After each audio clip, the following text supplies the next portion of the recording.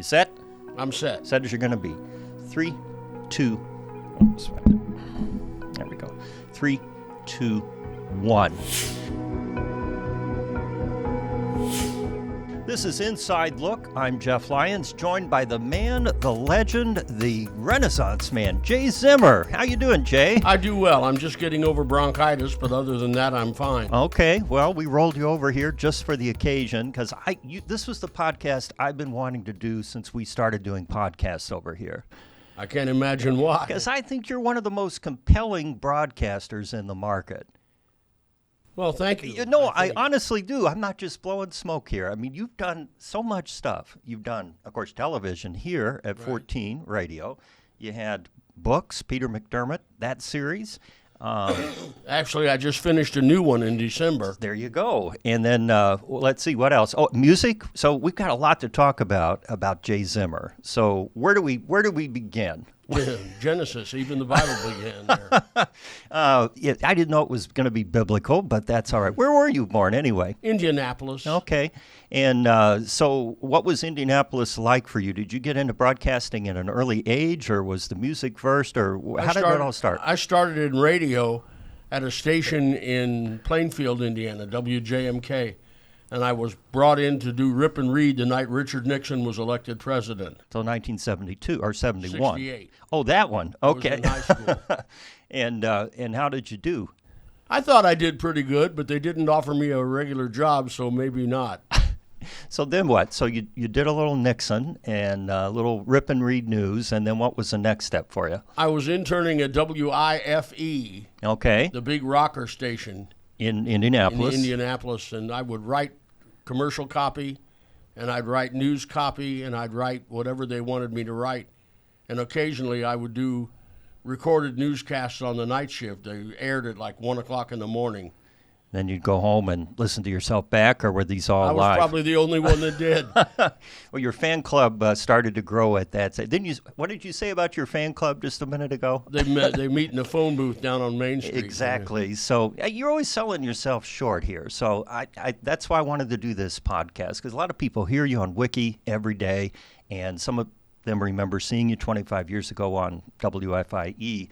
But you and I go way back to Terre Haute. Terre Haute.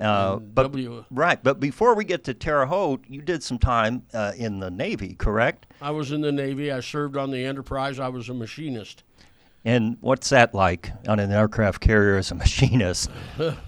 It's hard to describe unless you've lived it. It's isolated, and yet there's 6,000 people, not mostly, all men. The food is a lot better on an aircraft carrier than it is on a smaller ship. Did you get drafted, or did you enlist, or how did that happen? Okay. There was a time in my life when I wanted someone else to do my thinking for me, and I thought the Navy was a pretty good opportunity to do that, and it turns out it was. Yeah. So you come out of the Navy, and then what's the next step in the Jay Zimmer story? Oh, gosh. I went to work for Orkin for a little while. You were a bug man. Yeah. I got in trouble.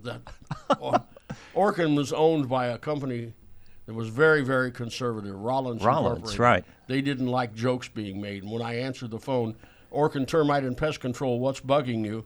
They fired me. Seriously? Seriously. Don't they realize the appeal of that, though? Who caught you? Who called you out? I can't remember the manager's name. It was in Vincennes. Okay. And he had no sense of humor at all. So now you're an unemployed bug man, right? So Right. Now what's the next step? I worked at a music store in Vincennes for a period of time. And then I went back to Indianapolis and worked for WATI. And that was very, very, very part-time. My paychecks were in single digits. And I got hired at what was the call letters then? The station in Sullivan. Okay. Probably WNDI. Yeah. They still exist. And I worked there for about a year, and then went to WAOV in Vincennes and was there 4 years. And then I went down to the Gulf Coast for a while. Okay.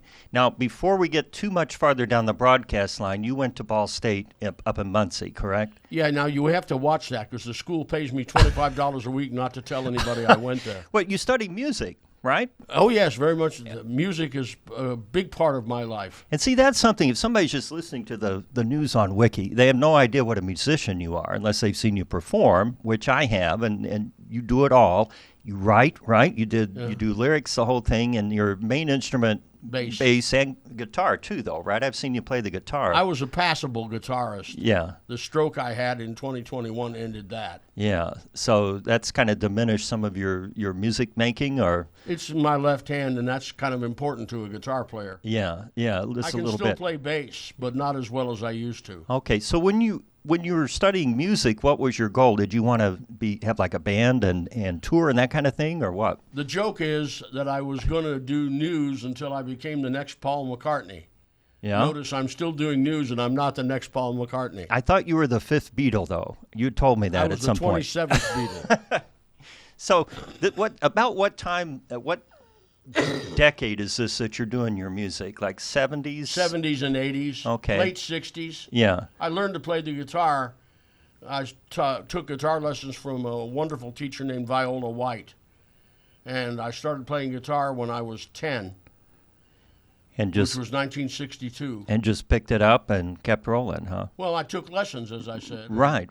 But, I mean, I saw the end result. I mean, you used to play, your band played for the telethon several times here, and I know you've had bands in general, right? Still have one. Yeah? I'm the bass guitarist for the Hooligans right now. Okay. You guys get a lot of gigs? We play the Eagles a lot, and we play the Owls Club. We play the bird circuit, as we call it. Yeah, I see. Eagles, Owls, that makes sense. What's your favorite music to play when you're on these gigs? You do covers, you do originals, what do you do? I like a combination of the two.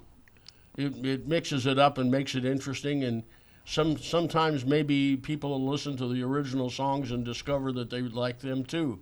Yeah. We've gotten requests for some of the original songs we do, and that's very gratifying. Yeah, I'm sure it is. And so to kind of make a full circle here with the music, so when we first crossed paths, that was at WTHI in 1986. I was just starting out in weather at that time, and you were in marketing, weren't you? Marketing and promotions. Manager. That's right.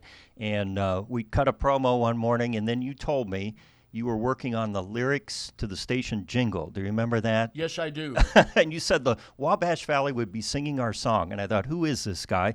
I can still sing every line of that tune, and that's been almost 40 years ago now. It has. So we got the music from Frank Gehry Productions. Yeah.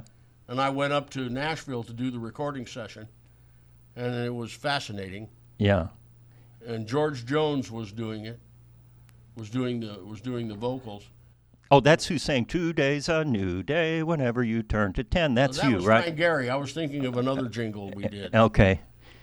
Too many jingles to count, but I know you had a hand in the WTHI song, the Action 10 News song, right? Yes, I did. I wrote the lyrics, and Russ Arnold approved them. Who was the general manager there at that time? Yes. And then everybody was singing our song, so that everybody did. It's a really catchy tune. It was. Today's a new day. Whenever you turn to 10, you're feeling okay. Whenever you turn to 10.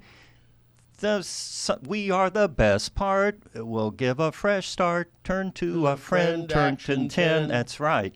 See, I mean, how many people can say they wrote a jingle and 40 years later somebody remembers it? Probably not many. Maybe you should have written jingles for Orkin. That might have been your way in with with the bug control people and Vince Sins. So we were at WTHI for a while. Then you were on the radio again. I think you're on WBOW up there. Yes, I was. And ironically, the company I work for now owns WBOW. How about that? So many full circles. So then you went to Lake Charles, correct? I went to Port Arthur. Lafayette first. Right. Okay. Lafayette, Port Arthur. Yeah. And then that's where you came back from. You were doing investigative work down there, and we hired you for television here at WFIE in about 91, right? 91. Late 1991. And I remember you came in. I still remember your audition because it impressed everybody. They were doing auditioning or casting call for League of Their Own, and you went out and did a story. They made everybody, as the audition, do a package, do a story. Mm-hmm. And do you remember this? And you caught the ball, and you had a catchy line. I don't remember what it was. I said the cast members can have a ball. And That's what I called that's them. what it was. I don't believe you remember that. I do remember that. I don't make this stuff up. I mean, it made an well, impression. no, that happened. Yeah, it did happen. That's why you're here. And so I remember they said, Conrad Cagle, who was running the place then, it was, hi, that's your man, hire that man. And so C.J. Butane brought you in, and you became a fixture here on Channel 14. I had a ball here. It was wonderful.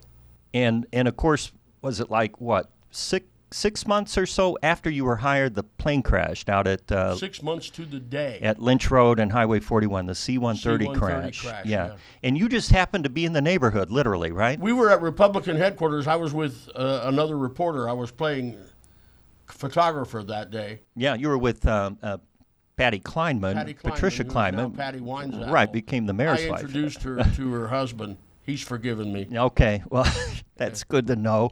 So that really kind of cemented you as the news guy here in Evansville. It kind of did, but it was a horrific story to cover. Yeah. And I did the best I could with it, and apparently that was good enough. Yeah, and I remember being there, and you had a position set up, and we were just feeding you eyewitnesses and people like that. That was marvelous. Yeah, and I think you held the coverage for, 2-3 hours out there live. 2 or 3 hours? Are you kidding? It was longer than that. Hours. Was it really, after all that with the networks coming in and everything?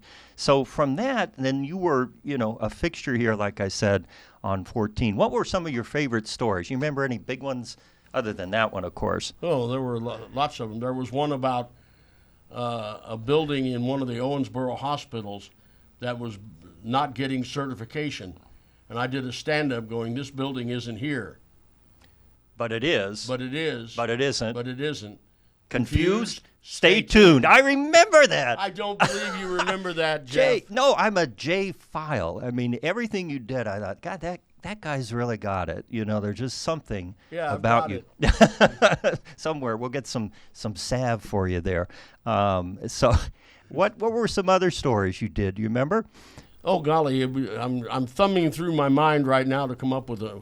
Oh, I did that series for a ratings period when I went to Nashville and played a song, audition for a TV show that never happened. Oh, okay. I vaguely remember that, but not quite. Sorry, I can't. That's where I got to marry my television and my music. Yeah, that's where they came together yet again, not as a jingle, but with original music, right? Actually, I did a Roy Clark song, "Thank God in Greyhound." Yeah. And it got a laugh, but that's all it got. Okay. Well, but at least you were there, So then you left Channel 14 to go into the restaurant industry. I had Abbey Road Coffee House. Yeah, down at Main and Virginia. Main and Virginia, yeah. What was that like, going out of broadcasting and into the restaurant business? Kind of withdrawal. Really? Broadcasting has literally been my life since I was 16 years old. So how long did it take you to realize the restaurant business was maybe not what you wanted to do? 2 years. Yeah. When I had to choose between paying the light bill and buying coffee, it was time to go. Yeah. So did you enjoy any aspect of having a restaurant? Yes, I did. I enjoyed putting the building together, and I really loved the customers that came in. To a person, they were wonderful. Yeah. And you had an all Beatles themed menu, right? Sure. You had piggies, and what were some of the other things that you had? Oh, we had pictures of the Beatles on all the walls everywhere, and a big poster that my children gave me for a birthday present. We framed it and put it up on the wall, and the last time I was in that building, which admittedly has been years ago, it was still there. I'll be darned. So you get out of the Abbey Road Coffee Bean Emporium. Meanwhile, you're writing. And here you turn up on Channel 14 as a story. You're doing a book signing for your Peter McDermott series of books out at Barnes & Noble or somewhere. I remember that. How did that come about? When did you become an author, a published author? I've always written. It's been just something that the way I put it is, writing is the only way to stop the pain. So I would write things. I'd written books before, but never got them published. And most of the agents would send them back and tell me this is rubbish, but But somebody didn't think Peter McDermott was rubbish, right? Somebody didn't. Peter McDermott, my middle name is Peter, and my mother's maiden name is McDermott. That's where I got the name of the I character. wondered where the character name came from. It's unique. And I wrote the book, and it was rejected, so I scrapped it and wrote it again. This was Dry Terror. And I was doing pretty well with that book, and so I decided to make Peter McDermott into a series and started writing, and then I had a heart attack. That was in 2008. My goodness. So you've had some health challenges and scares along the way here, too. I've had a few of those. And you mentioned a stroke earlier. Yeah. When did you have that stroke? January 2nd, 2021. Is that right? At about 4 o'clock in the morning. And what happened at that point? Did you go numb, or did you? I'm still numb in my left hand. So off to the hospital and treatment and rehab and so forth, or? Exactly. Okay. I was working at Wiki then, and they were wonderful about it. Yeah. So that had to be terrifying in a way, though, right? It was. It was one of the most frightening things I've ever been through. Yeah. And so would you say you're 100%, 80%, 90%? 80%. Yeah. So just always a little diminished in some areas, right? Yeah, I can't do the fast licks on the guitar anymore. Yeah. Which is what I like about bass, because you don't, well, I played fast on bass, and I can't do that anymore, but I can still play a respectable bass. Yeah. Okay. Well, I mean, obviously you're still playing your birds there, the Eagles they and the haven't Owls. fired me yet. So then, let's see, we got up to Peter McDermott, so you got the books going. And the second book was Code of Theophilus, and that was the best of the series, still is, except the one I just finished, which is called Thou Shalt Not, I think is as good or better than Theophilus. And when does that come out, or is it out already? It's not out yet. I've got a lot of editing to do before I can submit it. Okay. Are you your own editor then? Oh, or? Lord, no. Who does your editing? My wife, Sunny, does my editing, and she does a wonderful job. Okay. So, my wife of 21 years last week. That's right. I remember. Well, that's right. When I asked you to be on the podcast, you had plans for your anniversary that night, remember? That's So right. we had to reschedule, which is great. So is this lucrative? Is the book business lucrative? No. No. Well, that's a letdown then. And then when did you start up over at WIKY? Well, I had two watches, if you will. Right. I went there in 2002 and was there until 2009. And then I retired for 8 years. Drove me nuts. Not having anything to do, not having a reason to get. George Burns always said, have something to get you out of bed. You can't make any money when you're in bed. Well, most people can't make any money when they're in bed, but I couldn't make any money when I was up. But.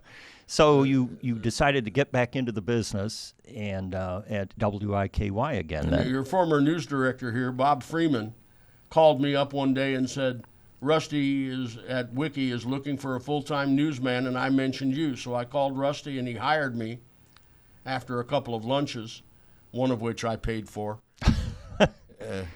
And I started in October of 17. So I'm about to celebrate 8 years there. 8 years on the air at WIKY. So all And told, the second watch, all told 15 years. So all told, your broadcast career has spanned how long, roughly? Roughly 40 years. 40 plus years. We'll put plus on there because I don't know when this is actually going to air. So we'll have to have a little pad. Probably never. No, that's not true. People want to hear about Jay Zimmer, want to know about you. And I'm so glad you came on to Inside Look to just talk about yourself for a change. We never get to actually hear about you. And, you mentioned earlier your sense of humor. You and I crossed paths again for Ark of Evansville's really big show. And we had several occasions where we would bring in either a funny newsman or some other character. And you always nailed it. You always got the biggest laughs when you did stuff. Do you remember that? It was so much fun. Yeah. What was you wrote a fake news story about something about the welcome wagon. Do you remember that one? In the headlines, welcome wagon runs over newcomer. Good humor man slays 10. Pen pal stabs pal with pen. And Jacques Cousteau drowns in bathtub accident. Did you write the headline or the lead line for a radio story, White County officials seeing red over missing green? Was Yes, that I you? did. I thought you did that one too. That was pretty clever. Did you get any blowback from that? No. Rolls off the tongue. And see, I don't remember when that was, but I do remember you intoning it on the radio and thinking, that's Jay. I love good writing, and once in a while I get to do some. Yeah. Of course, in radio, you're beating up against the clock every hour, right? That you're trying to crank stuff out. A deadline every hour. That's one of the things I like about it. And I had a short stint at UPI in New Orleans when I was down on the Gulf Coast. I couldn't do it to their satisfaction, but I had some opportunities to do some wonderful writing under great pressure. Yeah. What year was this, or what were the big stories of the time? Do you remember? Well, the big story of the time was the comeback of the former governor of Louisiana. In Louisiana. Okay. This wasn't Huey Long, was it? No. This would be a little before you. Which one? I can't think of his name. Yeah. You ever just go blank? Oh, absolutely. I might be doing it right now. I just keep talking till I think of something to say. So we did the big show a couple times, 2 or 3 times. You performed in it musically a couple of times, didn't you? I didn't. I guess your band wasn't in it. I was trying to think. No, I have you confused with someone else. What do you like about being on the stage? I mean, obviously you're a musician. You did television for a while. Have you done film before? No, I've never been in a film. Well, there's something to conquer then here as the Renaissance man. Let's work on that. Write the Jay Zimmer story, the full auto. That'll be an interesting 60 seconds. Biopic. Now, see, you sold yourself short. We've had compelling podcast conversation here for at least 15, 20 minutes. That wasn't so hard, was it? Not too. Okay. Anything else? What have I not asked you about that you wanted to expand upon? Gee, you've done a good job. You've hit it all. I think so. Broadcasting, humor, writing. Oh, music. Did you ever do stand-up comedy? Once. I did it once too. How did you do when you did it once? I was booed off the stage. Really? Yes, really. Where was this? New Orleans. Oh, well, they're a tough crowd down there. Oh, there's a tough room there. I'll bet you'd kill here. What was the occasion, or why did you even do that? Because I was dared to do it. Yeah, that was how. It was an open mic night. That's how I wound up on stage too. Everybody says, "Oh, you'll be funny," and then you go up there and you can't find those people. So did you bomb completely? Like they slow clapped you out, or? Oh yeah, it was. I came off there and I almost wet myself. It was so awful. So no more stand-up comedy for you. No. Okay. And were you a Navy SEAL? No, you weren't a Navy Lord, SEAL. No. Okay, that's part of the legend. Everybody in my training unit got a chance to try out for SEALs. Yeah. It was a 3-day tryout. I made it 8 hours. And decided the machine shop was. I crawled up to the headquarters and rang the bell. You rang the bell, you were out. You were done. You were done. All right. Well, don't ring the bell on us anytime soon, Jay. We love hearing you on WIKY, and we can't wait to see what you do next to surprise the tri-state. Well, we'll see. I'm still breathing, so I can still do things.